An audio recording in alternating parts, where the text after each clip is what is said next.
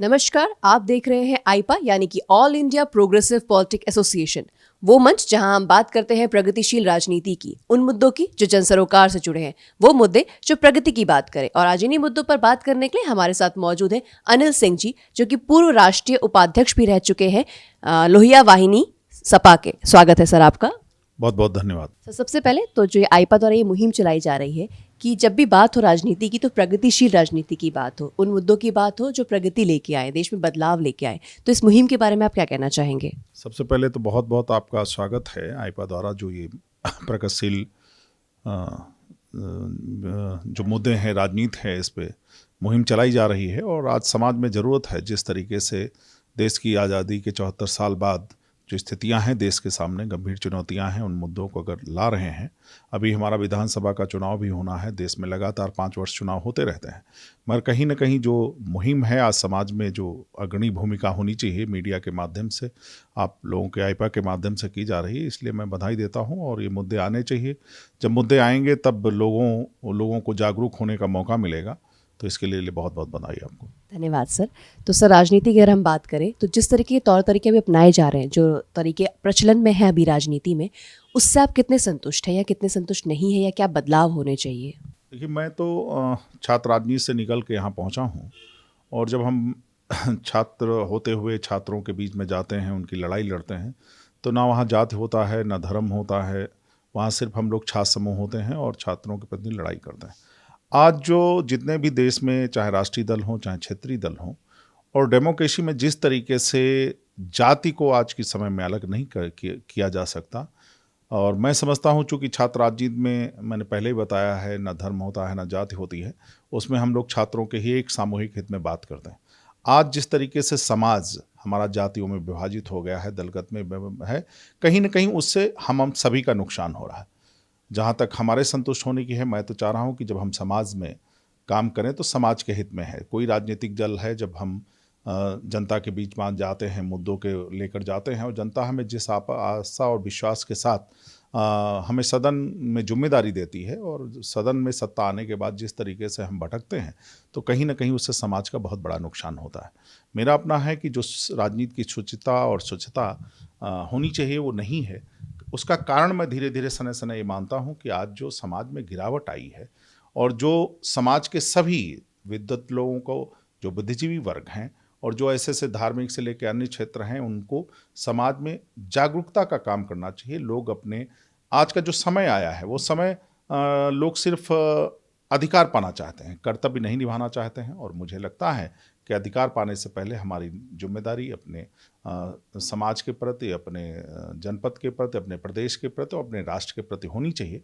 जब हमारी सोच राष्ट्र के प्रति होगी तो सारी चीज़ें गूढ़ हो जाएंगी, और हमारा जब राष्ट्र प्रगति करेगा तो हम सबका विकास होगा। ऐसी हमारी विचारधारा होनी चाहिए। सर, पार्टियों की अगर हम बात करें तो हर पार्टी अपने आप को लोकतांत्रिक पार्टी कहती है, हर राजनीतिक पार्टी कहती है, तो आपको क्या लगता है कि ये कितनी ज़्यादा लोकतांत्रिक हैं ये पार्टियाँ? देखिए, जब जितने भी राजनीतिक बन रहे हैं, एक विचारधारा में इनका गठन हुआ, इनका अपना मैनिफेस्टो है, मगर जैसे जैसे समय बदलता गया सब लोग भटके हुए हैं। कुछ कम ज़्यादा हैं, ये तो मैं कह सकता हूँ, मगर कहीं ना कहीं जो जिस आइडियोलॉजी पे, विचारधारा पर संगठन या पार्टियां खड़ी हैं, उस पे वो खरी नहीं उतर पा रही हैं। ये ऐसा मेरा मानना है, इसमें मुझे कहने में कोई दोराय नहीं। कम ज़्यादा तो है, कम ज़्यादा हो सकता है, और इसी कारण जो हमारा उद्देश्य है जनता की सेवा, उससे हम भटक गए। धीरे धीरे राजनीति ने व्यवसाय का रूप धारण कर लिया, जो समाज के लिए, जनता के लिए बहुत अहितकर है। पहले जब देश हमारा आज़ाद हुआ था, जिन शहीदों ने हमको आज़ादी के लिए अपने आप को कुर्बान किया, आज जो उनका सपना था, कहीं ना कहीं वो अधूरा है। और जब तक आज की सोसाइटी अपने देश के प्रति नहीं सोचेगी, समाज के प्रति नहीं हो जाएगी, तो इस देश का विकास नहीं हो सकता। सर, विधानसभा चुनाव बस आने ही वाले हैं, तो क्या होता है कि हर बार कोई ना कोई एक राष्ट्रीय मुद्दा उठ जाता है या फिर कोई भावनात्मक मुद्दा उठ जाता है, जिससे पूरा चुनाव चला जाता है, स्थानीय मुद्दे वहीं के वहीं रह जाते हैं, तो इसका दोषी आखिर कौन है? दोषी तो समाज में हम सभी हैं। और कारण क्या है कि हमने भी, जो जितने भी राजनीतिक दल हैं, उन्होंने ये देख लिया कि जनता को कैसे हम वोट में परिवर्तित कर सकते हैं। और इसी तरीके से जितने भी राजनीतिक दल हैं, वो ऐसे लोगों को मोटिवेट करके, ऐसे मुद्दे के हैं कि कैसे हम जाति के आधार पे, कैसे हम धर्म के आधार पे, कैसे देश के नाम पे हम वोट में परिवर्तित करने की हमारी पूरी स्ट्रेटजी रहती है कि कैसे हम जनता को अपने हित में वोट ले पाएं। और इसी कारण जो विकास का मुद्दा है, जिसमें विकास है, स्वास्थ्य है, शिक्षा है, रोजगार है, हमारी कृषि है, ये सारे चीज़ें हैं। आज की ये समस्या नहीं, देश की आज़ादी के बाद ऐसा नहीं कि विकास नहीं हुआ, मगर जो विकास की गति होनी चाहिए थी, उस गति को वो स्पीड नहीं मिली जो मिलनी चाहिए थी। क्योंकि आज हमारा भारत तमाम विविधताओं से और तमाम संपन्नता से भरे होने के बावजूद जो हमारा स्थान पूरी दुनिया में होना चाहिए था, उस पे हम नहीं पहुंच पा रहे हैं। तो कहीं न कहीं उसके लिए समाज को भी जागरूक होना पड़ेगा। हम सबको अधिकारों से पहले कर्तव्यों का निर्वहन करना पड़ेगा। जिस दिन हम होता क्या है कि हम सब लोग सामने वाले से तो अपेक्षा करते हैं कि वो अपने कर्तव्यों का दायित्व करें, मगर जब अपना स्वयं का दायित्व निर्वहन बहुत आता है तो हम उससे पीछे हट जाते हैं। और शायद मुझे लगता है जिस दिन इस देश में हर व्यक्ति अपना राष्ट्र के प्रति बोध अपने अंदर आत्मसात कर लेगा, तो हमारा देश पूरी दुनिया में को लीड करेगा। और यही शायद हम सबकी, युवा पीढ़ी की सबकी नैतिक जिम्मेदारी है कि हम सबसे पहले अपने राष्ट्र को समर्पित होकर जो अपने नैतिक दायित्व हैं उसका निर्वहन करें। सर, आपने युवाओं की बात की जैसे कि, तो अभी राजनीति में युवाओं का सिर्फ बोला जाता है कि हाँ, हम उन्हें, युवा आ रहे हैं, राजनीति में ला रहे हैं, लेकिन सच्चाई ये है कि उनके ला तो रहे हैं युवाओं को, लेकिन उनके दृष्टिकोण को समझना शायद अभी लोग नहीं समझ पा रहे हैं या उनकी ज़रूरतों को नहीं समझ पा रहे हैं। तो इसके लिए मतलब क्या, कौन दोषी है या किस तरह से इसमें हम सुधार कर सकते हैं? मैं ये चीज़ सबसे बड़ी है दुर्भाग्य इस देश की और इस प्रदेश की कि आज जितना भी समाज है, समाज अपने जातिगत संगठन बनाए हुए, जितने भी सरकारी विभाग हैं वहाँ का संगठन है। और छात्रों की लड़ाई लड़ने के लिए जो छात्र संघ की देश की आज़ादी से लेके उसकी स्थापना हुई थी, जैसे लखनऊ विश्वविद्यालय की मैं बात करूं, 1940 से लेके और 47 में देश आज़ाद हुआ, उसके पहले वहाँ छात्र संगठित थी। जफर रजा साहब उसके अध्यक्ष थे, शंकर दयाल शर्मा उसी छात्र संघ की से जूनियर लाइब्रेरियन बने। और जो छात्र राजनीति की प्रथम पाठशाला बोली जाती थी, राजनीति की प्रथम पाठशाला बोली जाती थी, उसी नर्सरी को आज बंद करने का काम कर दिया गया। मैं कारण नहीं समझ पा रहा हूं कि सरकारों का ध्यान नहीं जा रहा। 2005 से लखनऊ विश्वविद्यालय में छात्र संघ चुनाव बंद है। कुलपतियों का संगठन है, शिक्षकों का संगठन है, कोई ऐसा क्षेत्र नहीं है जहां संगठन नहीं है। मगर पता नहीं छात्र राजनीति पे क्यों सबके मुंह पर ताले लगे हुए हैं, मैं ये नहीं समझ पा रहा। क्योंकि राजनीति से निकल के छात्रों के मुद्दों के, आज छात्रों की लड़ाई लड़ने वाला कोई नहीं है। आज जिस तरीके से उनकी शिक्षा के क्षेत्र में उनका शोषण हो रहा है, छोटे छोटे कामों के लिए उनको परेशान किया जा रहा है, फीस वृद्धि इतनी बढ़ गई है, जबकि लगातार इस देश में जहाँ शिक्षा बहुत ज़रूरी है वहाँ तो शिक्षा मुफ्त होनी चाहिए, मगर शिक्षा ने भी जिस तरीके से व्यवसाय का रूप ले लिया है, इसके लिए मैं तो मानता हूँ कि हम सबके साथ, सरकारों के साथ साथ हम सभी भी दोषी हैं, क्योंकि हम लोग इस पे कदम आगे नहीं बढ़ा रहे हैं, सरकारों से लड़ने का काम नहीं कर रहे हैं, हम सिर्फ बैठ के तमाशा देखने का काम कर रहे हैं। अगर धीरे धीरे ऐसे रहा, जो हमारा लोकतंत्र है कहीं ना कहीं आज जो उसकी स्थिति है, इन्हीं सब कारणों से है। मैं चाहता हूँ और मांग भी करता हूँ आपके चैनल के माध्यम से कि छात्र संघ की जो प्रथम पाठशाला है राजनीति की, उसमें छात्र संघ चुनाव होने चाहिए। छात्रों के है उसके लिए लिंग 2 कमेटी बनी है, वो है तमाम जो उसके सुधार थे लिंग 2 कमेटी के माध्यम से, उसके बावजूद भी नहीं करा जाए। अब इससे जब जहाँ छात्र संघ चुनाव नहीं होता है वहाँ पे विश्वविद्यालय प्रशासन मनमानी करता है। और विश्वविद्यालय प्रशासन जिला प्रशासन को ये भ्रमित करता, नहीं साहब ये लड़के आएंगे तो अराजकता फैलेंगे। अरे अराजकता तो देश की आज़ादी के पहले भी उन छात्र संघ प्रतिनिधियों का रोल रहा है। देश की आज़ादी में तब अराजकता नहीं थी, तमाम आए। अगर कोई चीज़ होती, कोई कानून तोड़ता है, उसके लिए कानून बना हुआ है।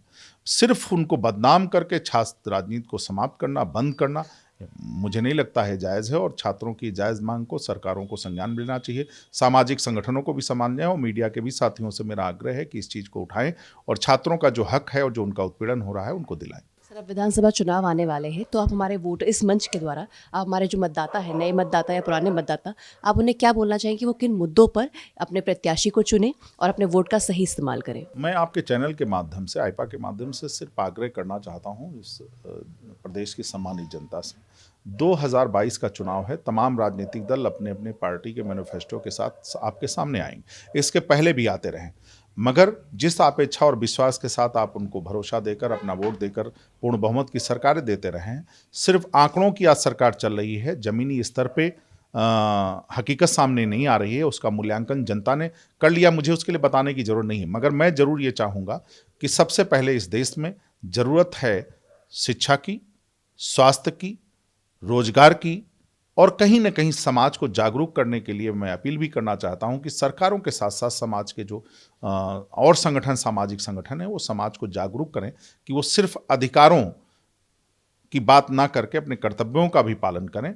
और कहीं न कहीं जब हम अपने मताधिकार का प्रयोग करते हैं, टी.एन. शेषन साहब ने जिस तरीके से चुनाव आयोग की परिभाषा को लोगों के बीच ले गए, इसलिए जनता में जागरूकता जब तक नहीं आएगी और जनता अपने अधिकारों के लिए लड़ना नहीं सीखेगी, तब तक इस प्रदेश में और देश में जनता का शोषण होता रहेगा। ये तमाम मुद्दे हैं। आज हमारे युवा हैं, पढ़ने के बाद टेक्निकल शिक्षा पे सरकारों का ध्यान नहीं जा रहा है। लोग ग्रेजुएशन कर ले रहे हैं, पीजी कर ले हैं, उसके बाद भी उनको जीविका के लिए संघर्ष करना पड़ता है। एमबीए पास आउट लड़के 5-5, 10-10 हज़ार पे नौकरी कर रहे हैं। इससे बड़ा दुर्भाग्य और कुछ हो नहीं सकता। ये पीड़ा मेरी भी है और कहीं न कहीं आज युवा जब भटकता है तो अपराध की तरफ जाता है। इस देश के राजनीतिज्ञों से और दलों से मेरे उनका नेतृत्व करने वाले दलों से आग्रह है कि इस दिशा में ज़रूर सोचें, क्योंकि अगर जिस देश में युवा भटकेगा तो हमारा देश भी भटकेगा। तो मेरा आग्रह है कि कहीं न कहीं छात्रों की, युवाओं की शिक्षा के लिए आज जिस तरीके से जो स्कूल, प्राइवेट स्कूल हैं और उन्होंने व्यवसायीकरण किया है, अभी कोरोना काल में जिस तरीके से किसी सरकार ने संज्ञान नहीं लिया, तमाम पेरेंट्स जो बेरोजगारी से परेशान थे, ये बड़ा मुद्दा था। अभी आज उसके बाद स्कूलों में पूरी फीस वसूली गई, मगर कहीं न कहीं मुझे लगता था सरकारों को भी संज्ञान लेना था, सामाजिक संगठनों को भी इस बारे में अपनी बात रखनी थी, मगर शायद ये हो न सका। और आज मेरी सबसे बड़ी इसके साथ साथ है जो हमारा किसान है और जिस पे हमारा पूरा देश निर्भर है, और आज किसानों की जो दुर्दशा है, आज उनको अपनी जो फसल है उसका उचित मूल्य नहीं हो पा रहा है। किसान अपने ही देश में अपनी सरकार से लड़ रहा है। इससे बड़ा दुर्भाग्य क्या हो सकता है? उसको अपनी फसल के लिए केंद्रों में जाके भटकना पड़ता है। तो सरकारों को गंभीरता से इस बारे में सोचना चाहिए और करना चाहिए, और हम सबको भी इस बारे में आगे बढ़ के जो किसान है, जो हमको 2 वक्त की रोटी उपलब्ध कराता है, उसके लिए लड़ाई लड़नी चाहिए, उसको हक दिलाना चाहिए। ये कहीं न कहीं जिस दिन इस देश की जनता अपने हक के लिए जागरूक हो जाएगी तो इन सरकारों को झुकना पड़ेगा। और मैं चाहता हूँ जनता की लड़ाई से पहले सरकारें इसको संज्ञान लें और उनको जो उचित मूल्य है किसानों का, वो उनको मिलना चाहिए, क्योंकि किसान दिन रात मेहनत करने के बाद अपनी फसल के लिए जब जाता है, क्रय केंद्रों, जो सरकार के क्रय केंद्र होते हैं, उसमें जो सिस्टम है करप्शन का, वो उनको इतना परेशान करता है, तमाम किसान आत्महत्या करते हैं। बहुत, अगर किसान की हैसियत से देखा जाए तो मैं भी किसान परिवार में ही हूँ, और जब होता है, लागत आती है उसकी 1400 और धान बिकता है उसका 1600-1700 में, उसमें तमाम बिचौले लगते हैं। ऐसे गेहूं का भी लागत आती है 1700-1800, बिकता है जब सेंटर पे जाते हैं वहाँ भी बिचौले लगते हैं।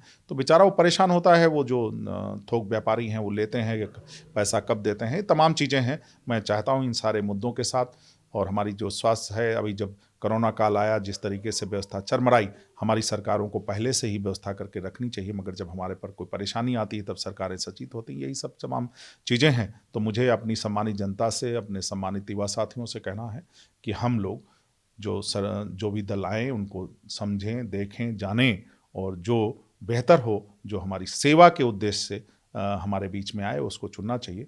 वैसे तो मैं समाजवादी पार्टी में हूँ। आज जो भाजपा सरकार है, उस भाजपा सरकार के 4.5 साल पूरे हो रहे हैं।